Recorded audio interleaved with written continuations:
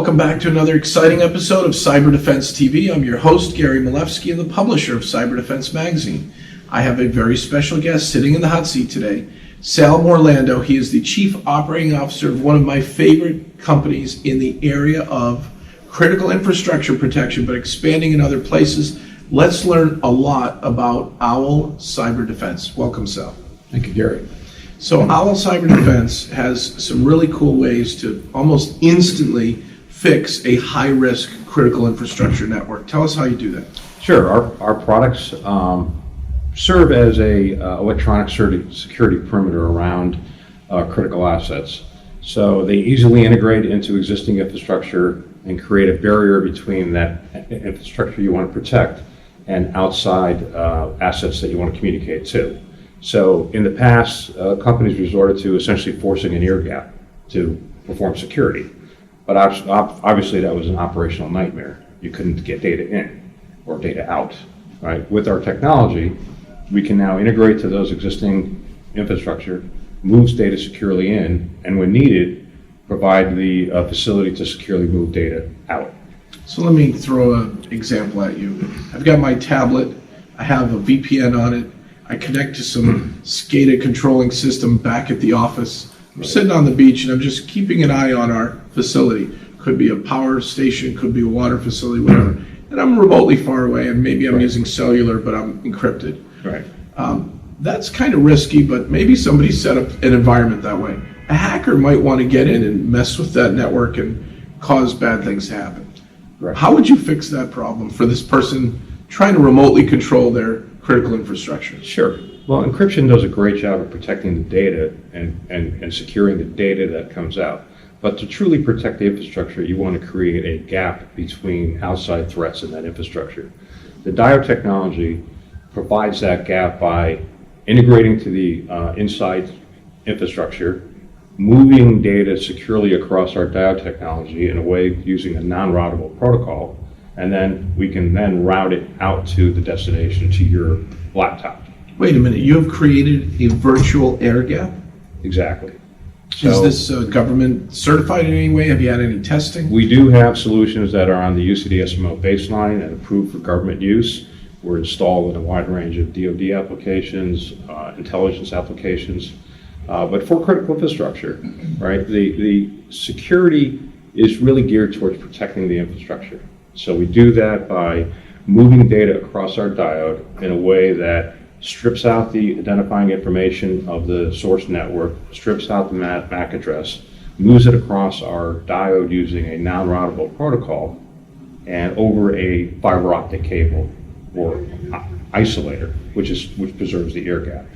On the destination, we route that information after we recreate the UDP or TCP stream to the destination so that content is viewed by corporate or by the person on their tablet at the beach while no other threat vectors can get in. That's amazing. So someone trying to hack the Siemens SCADA vulnerability like the Stuxnet worm did to the Iranian nuclear facility, which slowed down their developing that facility, that SCADA worm is not going to get past OWL's data diode. No, it will not. So if you deploy our diodes, right, you essentially create a hardware-enforced segmentation of the network so that anything from one network can't propagate to the other network. So that prevents viruses from spreading if they're introduced as an internal threat. So if someone mistakenly brings an infected USB, it may be deployed in a localized network, but it really cannot communicate through our diode. So you've kind of made the critical infrastructure invisible to the internet or intranet that it needs to be on. Exactly. And then it still has a way to communicate on that network. It's genius. It's like a sneaker net, right? The good old fashioned, we have to have things. Yeah, that's a great way of looking at it, Gary. It's sort of an automated sneaker net. So if you have an isolated network, you need to move streaming data or files across. Our product will take that data, ingest that data into our source side, securely move it across the perimeter, and send it to its destination based on individually administered source side and destination side servers. And at that point, it's essentially like an automated sneaker net. And are you kind of replacing my switch? I literally plug into your appliance. It's a piece of hardware.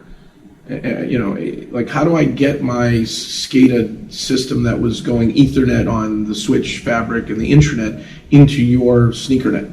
So we allow the provisioning of our device to connect to the various components on the internet that you, on the, the OT network that you want to connect to. We also have called connector software, so it integrates with Modbus, integrate to DNP3 or other protocols that may be running on that internal network, and then securely move that data out. So you're almost in a way replacing an Ethernet interface or whatever was being used to get that older system onto a corporate intranet. Correct. By eliminating the vulnerability introduced by a pure Ethernet connection, which is two-way communication, and allowing outside threats to come in. And they're finding vulnerabilities in Modbus. They're finding vulnerabilities in the chipset of various vendors. I mean, these companies you can't just pull out something running a power plant or a water facility instantly and fix it, and maybe the vendor doesn't have a fix for years to come. Well, that's the attraction of our product and to a number of our customers is that once they certainly still upgrade their infrastructure and make sure systems are current, but once you put in the perimeter around that infrastructure, the problems associated with constantly patching are minimized. Couldn't this be used for other purposes like, say Coinbase, who has their big vault of Bitcoins? They really don't want hackers to find a way into that vault. And even though blockchain and Bitcoin crypto technology is good, you're still on a vulnerable network with vulnerable servers and vulnerable desktops and laptops. It's great you mentioned that, Gary. Our products can be used to move data securely into a vault and securely move data out of a vault, where the cryptocurrency processing could occur in a very secure, isolated vault. Sounds like you could be good for the banks. Anthem, who had 80 million records breached, should have had those records behind the vault and maybe even encrypted and some other issues. But you can give someone a more secure environment, an air-gapped environment to very vulnerable assets that we really want to protect. Right, and a number of banks have contacted us about the idea of using our devices to create a isolated backup, like a truly protected, isolated disaster recovery environment, where all their banking transactions and data processing that occurs to support the normal banking operations are replicated into an isolated vault that's essentially completely protected by our devices. And in the case of a malware or ransomware attack, that isolated data can now be used to recover their operations. I would even want my medical gear, heart pump equipment at a hospital on an isolated network with OWL. Yeah, that's the next area that OWL was looking at. Clearly, hospital IT is made up of a multitude of vendors that are providing equipment to support a number of important medical operations, and all of those are tied into a network. And for the convenience of the patient, right? You now have the ability to go see your records online. You can pull up your phone and see your medical records anytime you want. Converse with your doctor, but because of HIPAA, because of FDA, all that stuff needs to be secured. So the best way to do that is through the same processes that are recommended by the Department of Homeland Security, which is to provide the level of isolation and segmentation of your network to make sure that certain data flows that can be managed through a one-way flow out or a one-way flow in are structured that way.